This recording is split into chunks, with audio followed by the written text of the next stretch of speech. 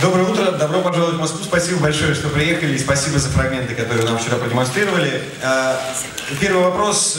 Трудно представить себе блокбастер, столь же совершенный, как «Железный человек», и героя столь же совершенного, и изобретение столь же совершенное, как костюм Железного человека. Мы все понимаем, насколько высока была планка, которой вам нужно соответствовать, и которую перепрыгнуть нужно, чтобы третий фильм удался, как и предыдущие два. Вот что пришлось сделать вам, как актерам, вашим коллегам по съемочной площадке, чтобы преодолеть высочайшую планку, заданную двумя предыдущими фильмами? Таков будет первый вопрос.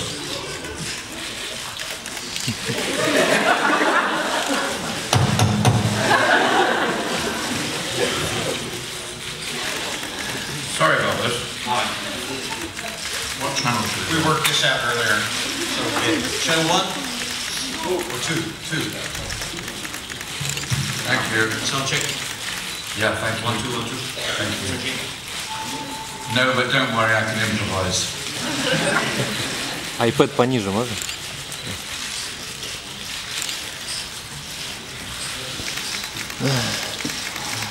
That's a question for Robert, because I was not involved in Iron Man 1 and 2. However, I have to say that entering Iron Man 3, which was an extraordinary team to join professionally and in terms of their camaraderie, and the welcome I received when I walked onto the set from dear Robert and Gwyneth and all their colleagues made that terrifyingly high bar of 1 and 2 manageable for me. At least they had confidence in offering me to keep me very much as a team player.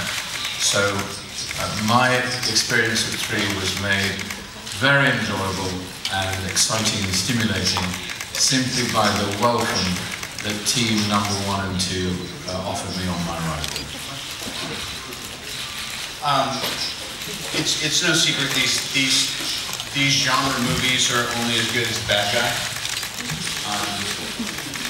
and so we were confident, obviously, that Sir Ben was a great choice, and then. What occurred was, without giving away the arc of the character,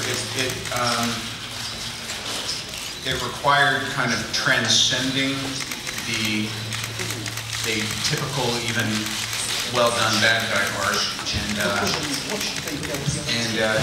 I think it required a lot of collaboration and a lot of interpretation, which oftentimes just doesn't happen. Particularly when you have a release date and you have a schedule and things are just nuts. So, but I found a real kindred spirit in Ben. We come from different schools of training, but we found that oftentimes we operated the same way. So there was no real surprise there. It just happened to really work. Коллеги, пожалуйста, первый вопрос. Прошу вас, не забывайте представляться. All right, well, Alex from Disney Channel. Nice to see you guys. I've got 2 questions, one for you and one for you. Let's go with the first question with Robert Dauni Jr. I was much inspired by other characters in the film who also wore the Iron Man suit. And looks like Tony Stark is not the only guy who can step into the shoes of Iron Man. I'm just a normal guy, I'm just a Disney Channel host. Could I actually go on and take a super suit, put it on, and go and save the world? Or do I need some sort of secret invitation from Tony Stark himself? Fortunately, the suits need to be coded to the people Tony would allow them to be worn by. I'm not saying that you're not worthy of wearing the suit, I'm simply saying that there are some stipulations. It's rather unfortunate.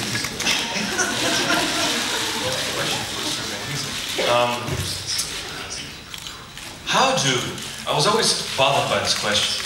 how do good-natured people, such as yourself and Tom Hiddleston from the Avengers, how do you embody such stark villains? Where do you draw your evil from? Some scary movies at night?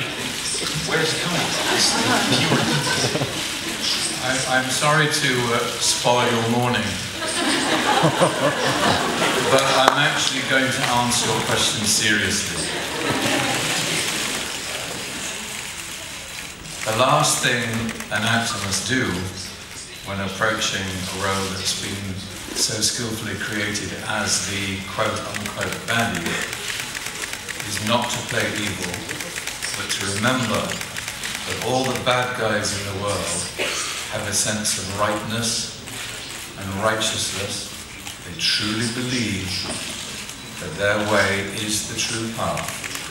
And even though my contribution to global badness, if you like, dramatically in this film is quite modest, I still as an actor have to remember just a little bit, for the sake of the audience, not to dumb it down and not to insult their intelligence, that every person who is compulsively bad is driven by a sense of right and a particular need. That's how I approach it. Thank you, sir. Thank you. Здравствуйте, меня зовут Ольга, я корреспондент журнала «Стархит» Андрея Малахова. Очень рада вас видеть, и, собственно, мой вопрос к Роберту. Роберт, вы были, посмотрели отрывок 20 минут, вчера вы, как всегда, прекрасны в образе героя Железного человека. Скажите, пожалуйста, вот в настоящей жизни какой-то, может быть, последний подвиг, который вы совершили там, да, в недавнее время, может быть, бабушку через дорогу привели, кошку с дерева сняли. Вот. Но прежде чем вы ответите на этот вопрос, я хотела сказать, что у нас тоже много своих героев, и одного из них я хотела вручить вам, подарить, вот, если вы будете не против. Вот. Да. Врачка.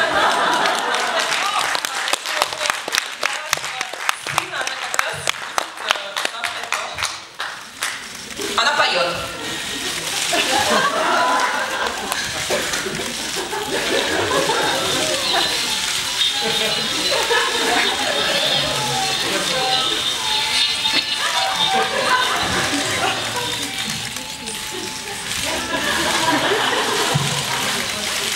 So,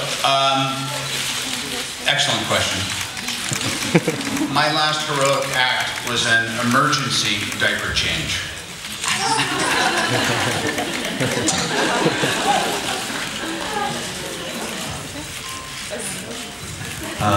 Дорогие друзья, следующий вопрос и просьба к фотографам. С фотографированием просьба давайте уже закончим. Время истекло на фотографирование, которое нам отвели. Вам удалось сделать то, что удается сделать очень-очень редко кому-либо из актеров. Вы создали совершенно нового Тони Старка. И сейчас персонаж, который выходит в мультиках, в комиксах, он весь сделан по вашему образу, созданному фильмом. Сейчас в интернете идет очень много разговоров о том, что все еще нет официального подтверждения о продлении вашего контракта на персонажа Тони Старка в исполнении дальнейшего фильма. Скажите, а как вы видите дальнейшую судьбу Тони Старка без Тони Старка?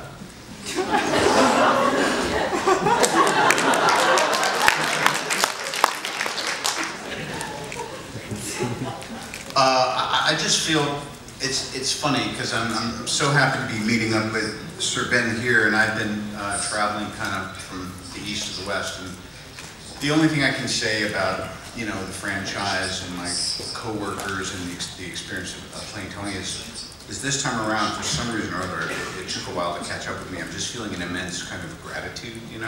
I don't necessarily know how or why these films became so popular or successful. I still kind of scratch my head sometimes. But I'm noticing and being able to have this contact with fans and press and doing this tour this time around, I just feel immensely grateful. I didn't mean to avoid your question, I just don't quite know how to answer it. I think the reason why this franchise is such an enormous success is that Robert brings to his work a degree of humanity, with an understanding of mythology, a kindness, a constant self-questioning, which makes Tony so accessible. There is no arrogance, there's no pomposity, there's always that very touching grain of self-doubt that includes all the audience, and therefore it's a very embracing portrayal. It is that always connects with the audience, and it's, the reason why Robert can't answer your question is he's too modest, so I'm answering it for him. He's just a brilliant actor and brings layer and layer and layer and layer to his work, and he's a joy to work with.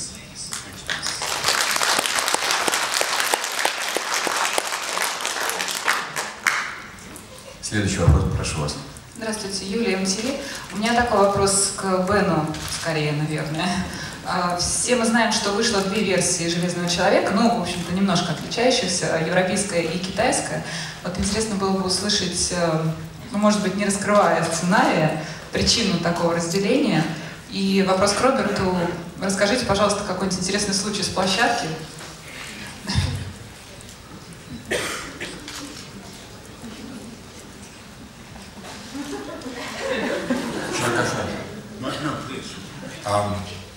I think, as I said to the gentleman who asked the previous question, I think that Marvel were quite wise in transposing him from someone alien to the United States and Western culture to somebody who was well acquainted with that culture enough to play with it, to turn it on its head, to target various icons and precious aspects of that culture.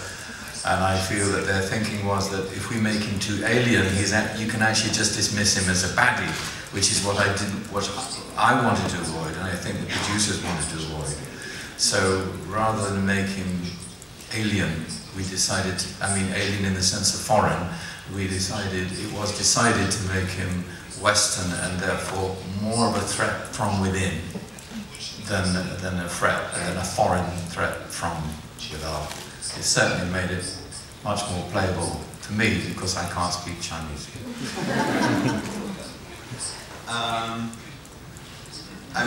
There's a lot of stories from shooting. One of them that comes to mind is, it's no mystery. The locations were very kind of a departure in and of themselves.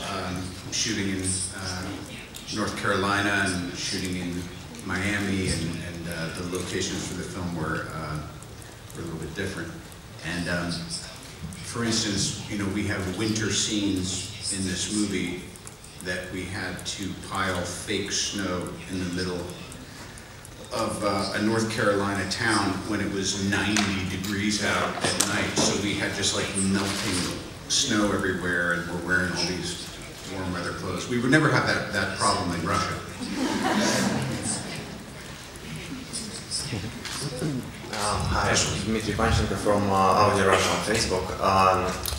Tony Stark does appear to have such a remarkable set of different classic and rare cars, but for his spectacular disappearings and showing ups, he uses Audi R8 different versions. Why so? Thank you. I guess we have a contract with them, I don't know. It's a cool car, by the way. Why they haven't given me one, I don't understand. I'll never understand. It's a great car company. Hi, Nadezhda Markalova, start film .ru. I have a question for both of you. What was most challenging to do while doing this movie? Maybe individual scene or something you did while preparing for this? Thank you. Is that for both of us?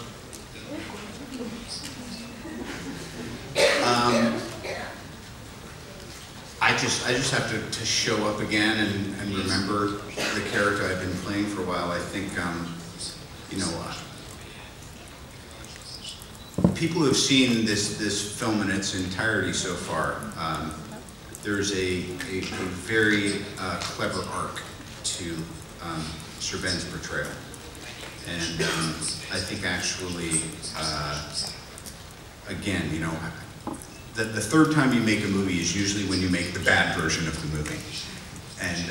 And our insurance policy was really asking Ben to take a rather huge risk. So being careful as we are to be silent about any spoilers, I would put it to Sir Ben about his challenge.